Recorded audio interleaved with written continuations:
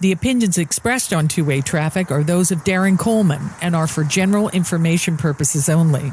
It does not constitute any legally binding engagement between the podcasters and anyone else. Always check with your advisors to obtain your own tax or investment advice.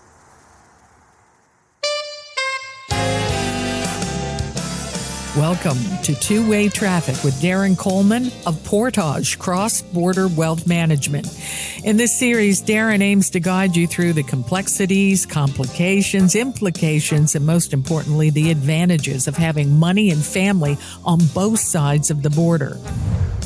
In this episode, drawing parallels between financial services and cybersecurity, Darren welcomes an IT security expert by the name of Darren Coleman. Hi, everyone. It's Darren Coleman, and welcome back to another edition of Two-Way Traffic, the cross-border podcast. And today, my guest is, now, let me see if I pronounced your name correctly. It's Darren Coleman. Hey, you got it. I'm right the first. I did do some practicing, Darren. Nice to meet you. So you and I are namesakes. And I'm really looking forward to this conversation today because you run a firm in Langley, British Columbia called, and I love this, Coleman Technologies. I might have to nick that somehow. I love it. And you do outsourced IT infrastructure, and you are a cybersecurity expert. That's actually how I found you on the internet. I was looking for someone to interview about cybersecurity and this kind of thing, and Darren Coleman popped up. I'm like, that guy is probably going to be good at this. So why don't you take us through, if you will, a little bit about Coleman Technologies. What is outsourced or managed IT, and how did you get into that business? Sure. Thanks, Darren. So I am Darren Coleman, the other Darren Coleman. I am the founder and CEO of Coleman Technologies. Part of my mission actually is to help protect 1 million people from hackers. And so being here on your podcast supports that cause. I've shared my cybersecurity insights on like ABC, Forbes, MSP Success Magazine. I've spoken at Harvard, and I've co-authored some books. So that sort of led my company down the road to be an expert within the cybersecurity realm. But more than that, we provide 24/7 direct-to-tech, flat-fee IT support to our clients. We do it with simple pricing. It's all-inclusive. And really, we just become your IT department. Okay, so not to show off, you spoke at Harvard, I spoke at MIT, so that's good. You were at that art school on the other side of the river. That's their joke, not mine. So this is really important because, our firm, has a huge IT spend every year. But for a lot of medium and small businesses, can they not just get all the tools off the shelf? Can't they go to Geek Squad?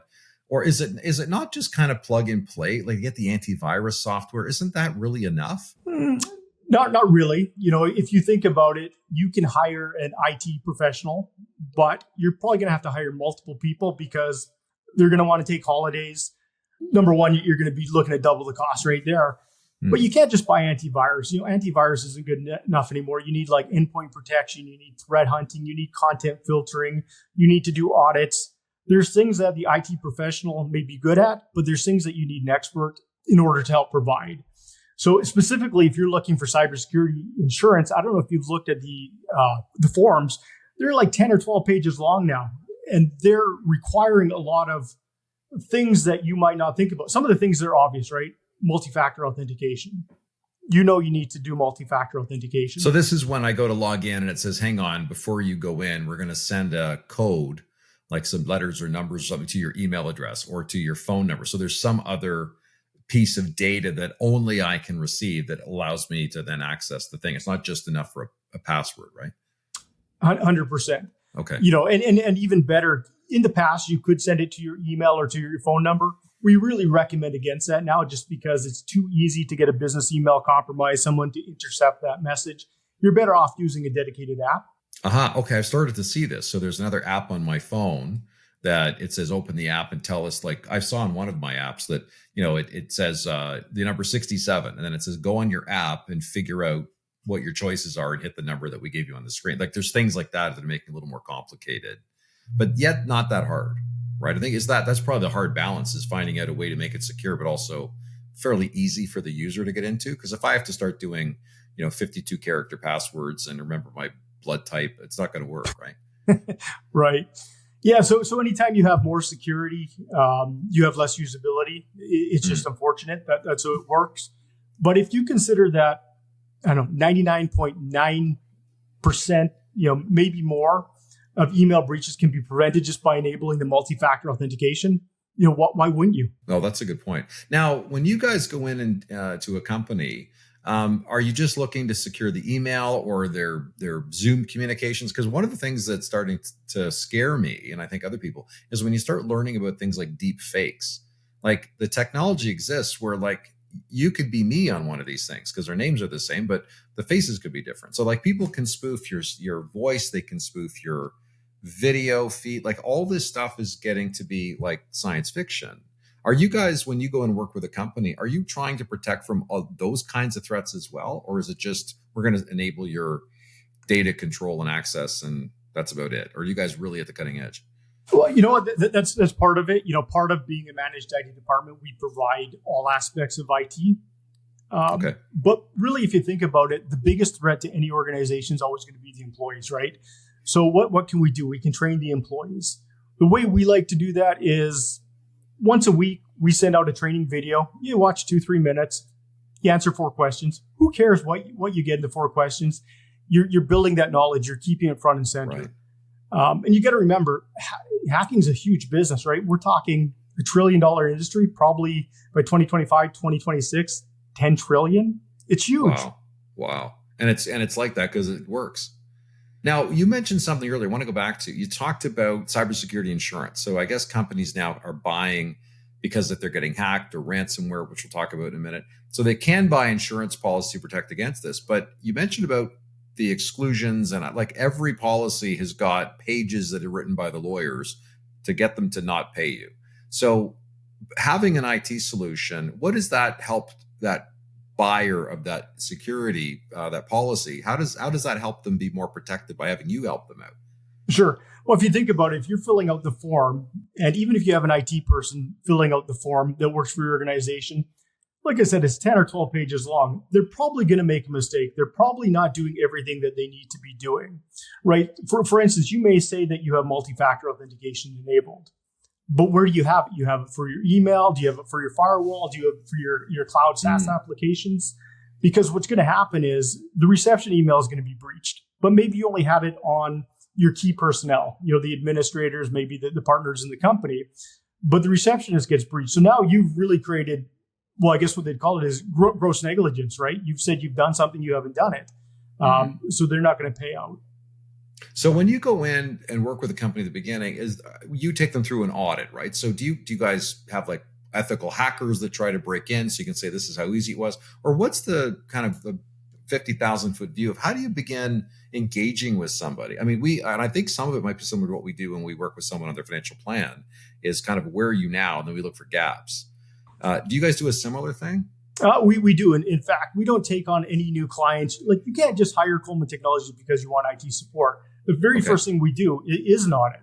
So in our audit, we look at, about 9 different areas. Okay. So we're going to look at your backups. We're going to look at your Microsoft 365 accounts, what you're doing for endpoint protection, your firewall, encryption, all sorts of different things that an organization needs to be doing.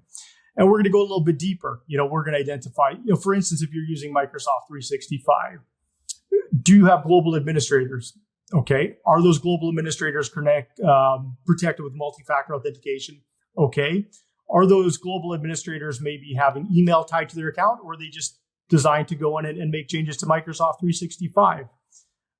If you have any sensitive information, are the drives encrypted? Are your firewalls doing any content filtering? Can we pass data through? We really need to understand where the client's at because, things have changed so much, right? Like cyber incidents, they're like this.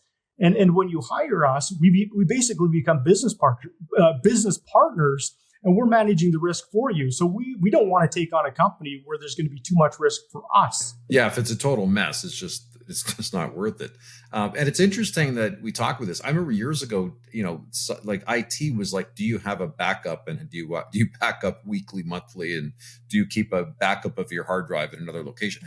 That's comical now because everything's in the cloud, which makes it easier in some ways, but also it's got more risks, right? Not just of penetration of people getting into this stuff, but one of the things you and I talked about, which I don't think most people are aware of, especially in Canada, and because we have a cross-border practice, we deal with the difference in US to Canada tax rules and estate rules all the time.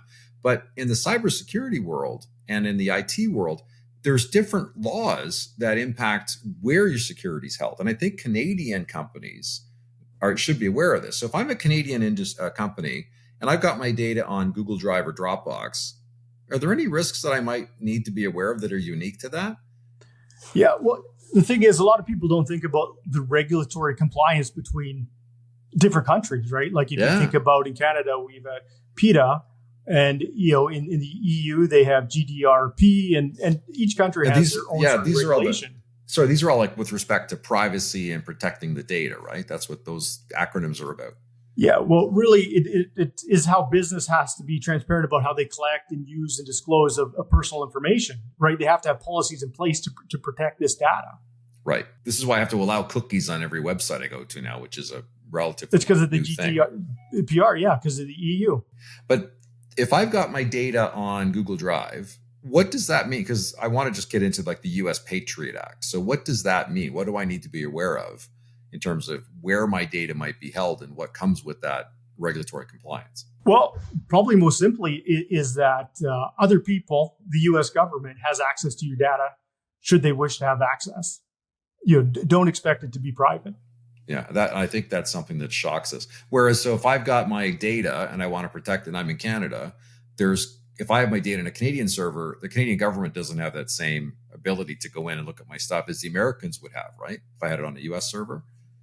That is what we believe. There's always an expectation that you don't have privacy as soon as the data leaves your computer.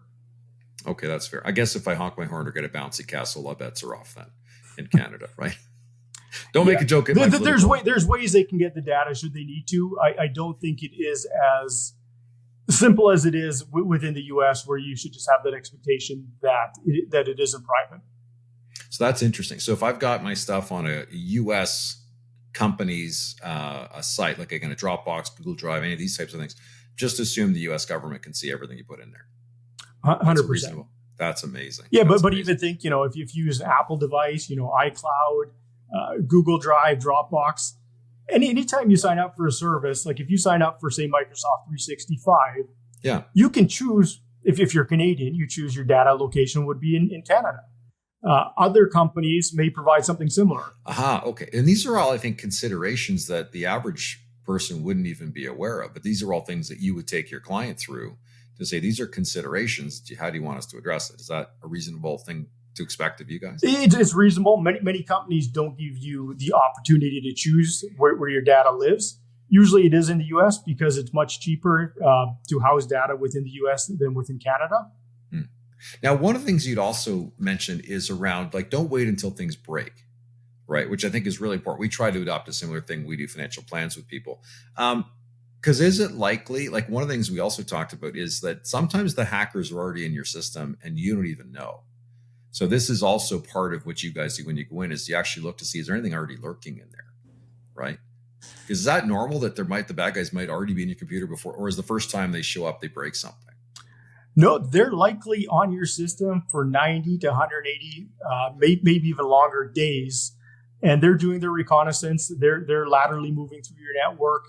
And they're doing things like getting ready to ransom you. So if you think about it, when an attacker asks for ransom, they already know how much to ask for because they've been watching you log into your banking accounts. They've been watching you log into QuickBooks. They know how much they can ask you for in the ransom so that you don't go to business, so that it makes sense that you pay. I guess they're trying to find that sweet spot between, we're going to squeeze you hard enough, but not too hard. Right? 100%. Wow. Now they want you to be able to pay. And also they don't want you to go to the cops, right? We had one of our clients who runs a successful business. They encountered this problem, and for them, it's like, if we don't pay, the penalty is way too high. And I think, as you said, they want to make sure they get you for just enough where they're like, I have to pay it. It's a cost of doing business now. That's how they interpreted it. Sure. Well, you also got to think about the reputational ramifications. If you announce that you have been breached, those are huge. If you do pay the ransom, I would never recommend to my clients that they pay the ransom because you're always going to be a target. They know you'll pay. They're going to look for a weakness within your system, and they're going to attack you again. But if you think about it, this is important, especially if you have U.S. clients. If you pay a ransomware group and you later find out that they're a terrorist organization, well, now you've supported a terrorist organization, and you could be in a lot of trouble. I'm not sure exactly what the law states. Wow. But I know you're not allowed to pay a terrorist organization. But then, as you said, the other side of that is if the headline gets out that you paid it, that means you're a target. That means more people may target you. Like, you're really in a tight spot here, aren't you? It's a decision you have to make. And I would advise that if you were ever in a situation like that you would actually speak to your attorney before making a decision. Even for us, if a client is ransomed, the first step always has to be to go to the attorneys, go to the insurance, find out what we can do. Because if say you do have cybersecurity insurance, they may want to bring forensics in, look at what's on the server. You may not be able to get back to work just because you want to get back to work. Back in the day, you might have thought, hey, just wipe the system, restore the backup, get us up and running. You just can't do that anymore. So even more reason why they need you guys in to help keep the bad guys out in the first place. It's always better to be preventative than to be reactive. Now, some of the ways people can get into stuff is becoming frightening. I watched a podcast because, you can put multi-factor identification and everything else to protect you. But one of the things I learned is that you can, NSA used to sell a cable for like $20,000. But now for just a few $100, you can buy a cable that looks like any other regular charging cable for your iPhone or Android or whatever, but embedded in the tip of it is a little computer that will copy all of your information. It'll copy your keystrokes, and it has a Bluetooth thing in to send the data out, and it's completely indistinguishable from anything else. I don't know if you must have encountered this thing I'm talking about where this cable just so you could just borrow somebody's cable, not realizing it's from a bad guy, and they can just start hacking all your keystrokes and everything. Yeah, well, definitely keystroke loggers. Those have been around forever. Your little dongle in between you and the keyboard. But even if you think, the more modern operating systems, like the latest updates for the Mac that have come out. Now, when you plug in a USB device, they'll ask you, do you trust this device? Really? Okay, I didn't know that. Yeah. That's interesting. Yeah, everyone thinks multi-factor authentication is the answer, and it does help for sure. But if you think about it, if a malicious actor gets on your computer, it doesn't have to be a virus or malware, but someone's remoted into your computer, they're just watching and waiting for you to enter in that multi-factor code. Then they can take over your session, and you've just allowed that to happen. It's not just about antivirus endpoint protection. It's about threat hunting, looking for those things that aren't necessarily a virus or a malware, but maybe things that just shouldn't be running on your system. So let me ask you this. I've already bought it, so it's too late. But let me tell you, this is something that maybe I'm panicking, but I heard about this thing. So now I'm of the view that I will only ever use my own charging cables. I will never borrow one from somebody, because at least I know the where it came from and how it works. But the other thing is, and I watched another podcast where someone talked about plugging into the jacks at airports or public places, that some of the ports, you plug in because your USB cable, it carries not just power to recharge your device, but also as data. They could get it that way. So now I bought one of these power banks. So if I'm out on the road, I don't have to plug my phone or my laptop in anything except my own power source. Is that overkill, do you think? Or maybe that's actually a smart thing, and we should all start carrying our own power around and not worry about, can I get hacked by because I use the thing at the coffee shop? Yeah. Well, I don't think it's overkill. At some point, you're going to be breached.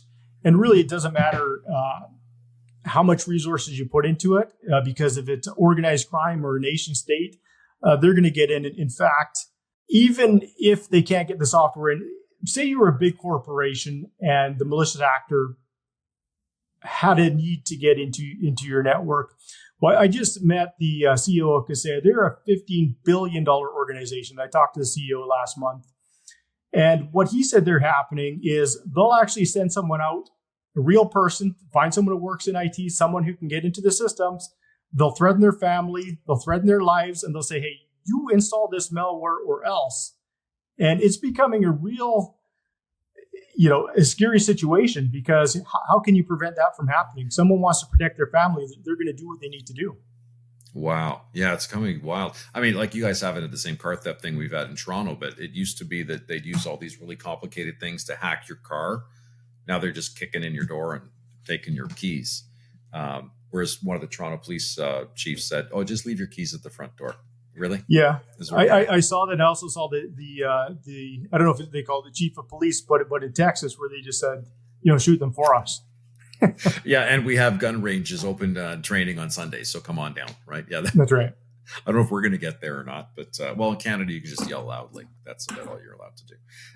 So a couple of the other things I wanted to cover around protecting yourself and cybersecurity threats, and it's recognizing that successful businesses and wealthy people are being targeted, right? Because it sounds outlandish, but when you talk about, global threats and, bad actors, it is actually happening. We've had a few of our clients, people have tried to impersonate them to get access to our information. We've been really good at making sure it doesn't happen. But is this something that the average person, the average business, this is not just a pipe, like the rare occurrence, this is likely to happen to you, right? Yeah, I would say, wealth management firms, your clients, they're probably prime targets, really. They have a lot of sensitive data. They probably are getting phishing, ransomware. If we find that a lot of times, like the CEOs of companies, they always want to have the most access when really they should have the least privileged access because they don't need it. But as the CEOs and as the owners, they always want to make sure that they have access to everything. What we're finding right now, in fact, we're working with some companies in the cryptocurrencies, and in order to protect, we're pushing zero trust. We don't trust anything. If you want to log into, say, the system, you need not just a rolling code. You actually need a hardware device plugged into the computer plus a rolling code. Some of these systems, we have more security than we have other applications. It's really crazy when you think about what you need to do. But when you're protecting millions of dollars, in cryptocurrencies, or other banking information, a lot of times the banks, they'll install certificates on the computer so that the firms can go in and do their banking. Yeah. One of the things that we tried to do, at least with my team, is to go really, frankly, old school around protecting them, because we've had people try to call us and say that there's somebody else. We've been able to identify that was not the case. And that's often because we know them and we know what they sound like or what they look like. But I'm aware that spoofing capability to spoof your voice or spoof your video, that's getting to more real. So even if we did a Zoom, it may not be the person I think that it is. So we've actually been able to, in one case, prevent something because we knew the client. So we knew things about their family and about them. So we could just ask them questions that only someone who knew them would know. Not just the standard, what's your mother's maiden name, that kind of stuff. It's like, hey, you went on that trip. Where'd you go?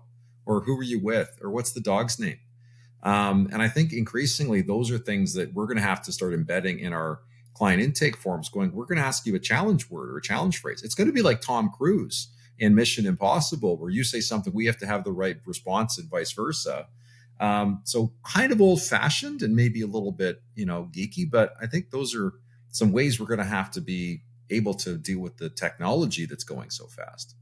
So that was my editorializing. One of the things I'm also curious about is how would someone find a really high quality, like obviously they can call Darren Coleman because Darren Coleman's good at everything, right? So right there, that's a valid thing. But how would somebody go and identify a really good IT specialist? Because it's not a regulated industry you're in, is it? There's no standard license or whatever. So people can kind of say they're a specialist, but how would anybody know? How would someone know that they're getting the right person or the right set of capabilities? Any advice? Yeah, that's true. We're not regulated in any way. It's crazy when you think about it. I'm sure your industry is very heavily regulated. The banking industry is heavily regulated. I would say if they deal with a company like yours, if they deal with, a lot of times they have legal counsel. Our last clients come from legal counsel. They pass them over. But when they're interviewing these companies, if the company just seems a little bit too eager to sign me up and ready to go without doing any sort of due diligence, right? Like if you think about it, if you went to a doctor and they sort of prescribe something without doing any sort of diagnosis, you'd think, well, that's a little bit strange. Sort of the same thing with our business. Are they doing a diagnosis to know where you're at, but understanding your business as well to make sure that they're actually capable of providing you the services you need? because it's not just about providing a managed service anymore. It's also about providing them cybersecurity services, backup services, continuity services, response services. There's so much more than what it ever used to be. And, if you hire someone you do a random Google search or you hire someone off of Craigslist, you're really trusting the keys to the kingdom with a person that you have embedded. And it might be the worst mistake you ever make. They could either not be competent or they could be the bad guy. They could be the bad guy. They could put you out of business. Yeah. One of the other things that I think, just to add to this, is, if you run a successful growing practice, I assume you also want to work with an IT company that's also growing, because you wouldn't want to have your business outgrow the IT person in a couple of years. Then you got to find somebody else, or they aren't preparing you for the risks that you're going to face, right? So a lot of your clients, have they gone through a bit of a maturation where their businesses have grown, and does their requirement for security and IT go linearly, or is it more exponential? If we look at our services that we offer to our clients, the cybersecurity bundle that we have, it's not optional. It's included. So whether you have 10 computers or you have 100 computers, you're getting the same dark web monitor. You're getting the same threat hunting. You're getting the same email filtering. It's because you need it, because at some point you're going to be breached. And when you're breached, Coleman Technologies is going to be the one remediating it. And if you haven't given us the tools to protect you, it's unfair to expect us to be able to remediate the cause. Because if you think about it, if you had 50 computers and they were all ransomed, how long would that take to get back up and running quick? Yeah. It'd be better that if a hacker got onto one system, that they couldn't get onto all the other systems, that they couldn't spread laterally through your network. Got it. But I imagine, when you start having one person, then three people, and then three computers, the complexity just starts to skyrocket. My point is, this is probably a lot more complicated than the vast majority of people think, because business owners aren't IT people generally. No, 100%. So any company that's come to us because they have had an incident, right? Like they've been breached or they've had ransomware, they understand. It doesn't really take any convincing. Is that what happens, by the way, Darren?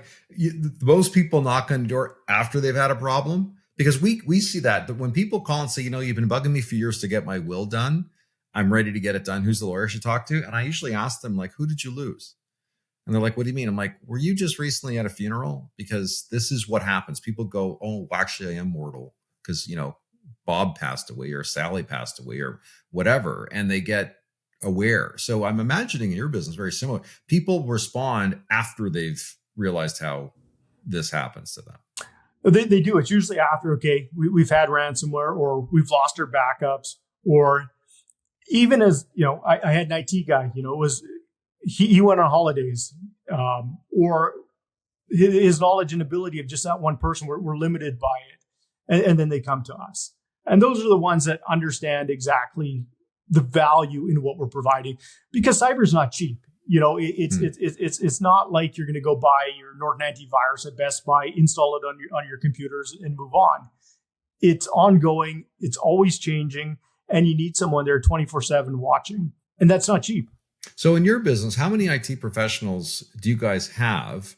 And what's the growth of your business been like? Could you start just you and your laptop 5 years ago? Walk us through a little bit how your business has evolved.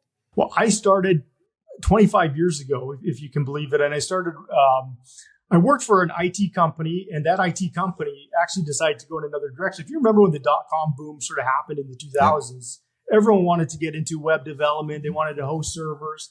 And my boss at the time, that's what he wanted to do. So I took over the business. All I had to do was honor all the warranties and service obligations of that company. If someone had bought a server, I'd make sure the warranty got taken care of, and I'd look after his clients.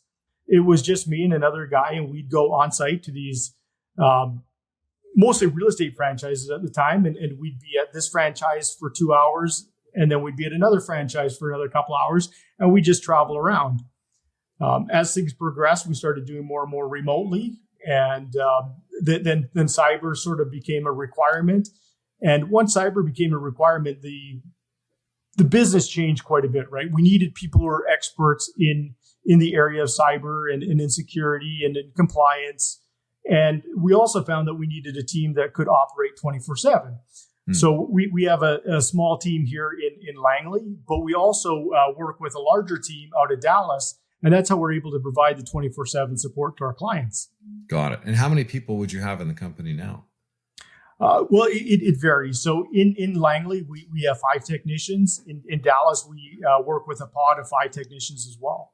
Okay. So you can provide that 24/7 service. Okay. Terrific. And I imagine this business is doing nothing but going up, right? Because these cybersecurity problems, it's not like they're going away tomorrow. It just gets worse, doesn't it? Yeah, 100%.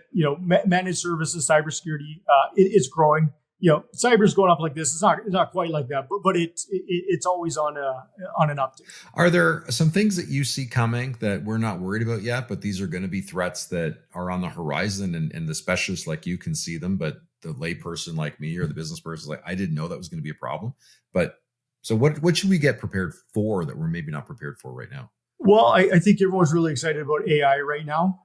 Yeah. And with AI, there's a lot of good, but there's also a lot of bad, right? If you think about the phishing emails you get right now, you can probably distinguish which ones they are, right? Or your spam filtering software can distinguish what they are. Yeah. But now, if you think about AI for a non-English speaking person, they can go in, crawl your LinkedIn.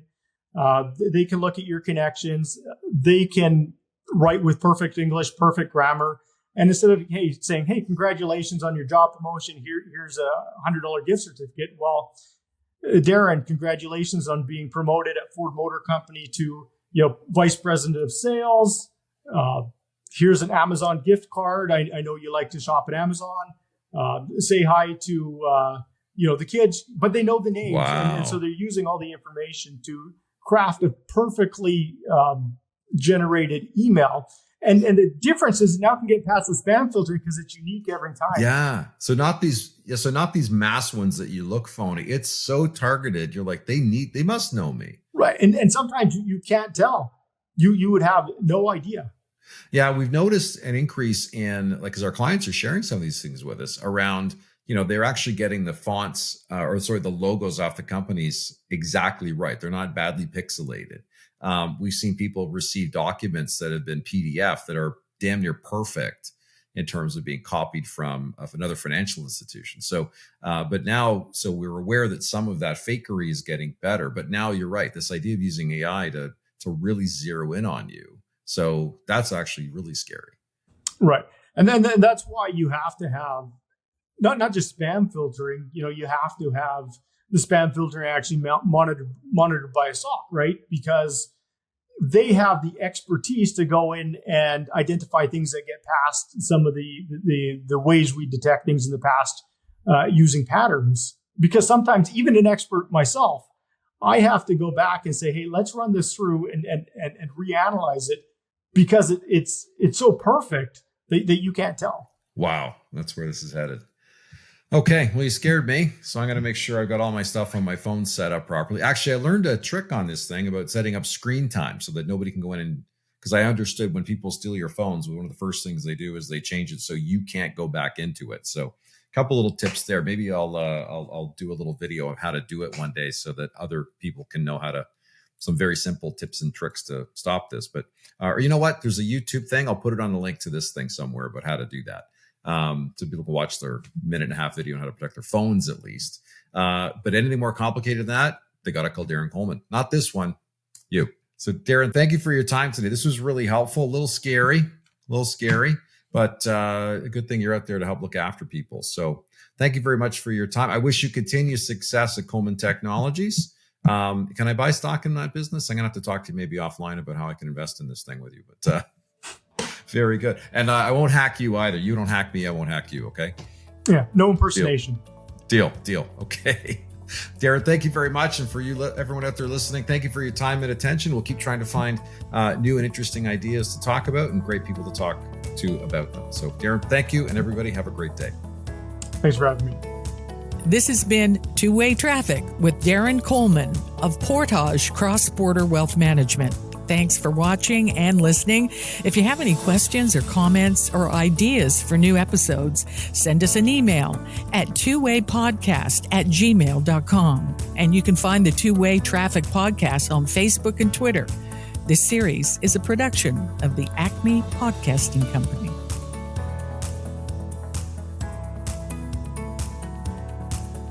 On behalf of the Two-Way Traffic Podcast and Portage Wealth of Raymond James, thank you for listening to this conversation. This podcast has been prepared by and expressed the opinions of Darren Coleman and his guests, and are not necessarily the opinions of Raymond James Ltd. Statistics, data, and other information presented are from sources Raymond James believes to be reliable, but their accuracy cannot be guaranteed.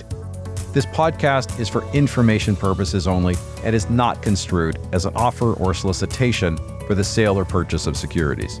Investors considering any investment should consult with their investment advisor to ensure that it is suitable for the investor's circumstances and risk tolerance before making any investment decision. Past performance is no guarantee of future results. Information provided in this podcast is general in nature and should not be construed as providing legal, accounting, and/or tax advice. Should viewers have any specific questions or issues in these areas, please consult your legal, tax, and/or accounting advisor. Raymond James Ltd. is a member of the Canadian Investor Protection Fund. Raymond James USA Ltd. is a member of FINRA and SIPC. Raymond James Ltd. and Raymond James USA Ltd. financial advisors may only transact businesses in provinces and/or states where they're registered.